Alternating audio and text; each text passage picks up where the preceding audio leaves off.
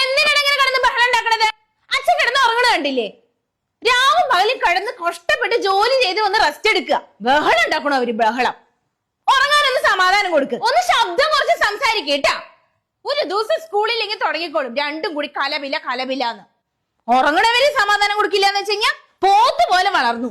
എന്നിട്ടും ഒരു ബോധം വെച്ചിട്ടില്ല പിള്ളേർക്ക്. എന്താ ഉണ്ണിയേട്ടാ എണീറ്റിരിക്കണേ? കിടന്നോ? തലവേദനിക്കുന്നല്ലേ പറഞ്ഞത്? നന്നായിട്ട് ഒന്ന് ഉറങ്ങിയാ ശരിയാവും. ഇനി ബഹളം ഉണ്ടാക്കും നിങ്ങളിവിടെ. ശരിയായിട്ട് തന്നെ ഞാൻ രണ്ടിനെയും പിടിച്ച് പുറത്താക്കും. കിടന്നോട്ടാ.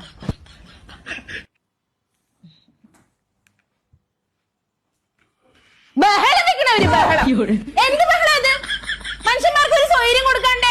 അല്ല പിന്നെ രണ്ട് പിള്ളേരും കൂടിയിട്ടുണ്ടല്ലോ. അവിടെ എവിടെയെങ്കിലും പോയിരിക്കണം. അവിടുന്ന് ഇവിടെ അപ്പുറത്തെ റൂമിൽ പോയിരിക്കും.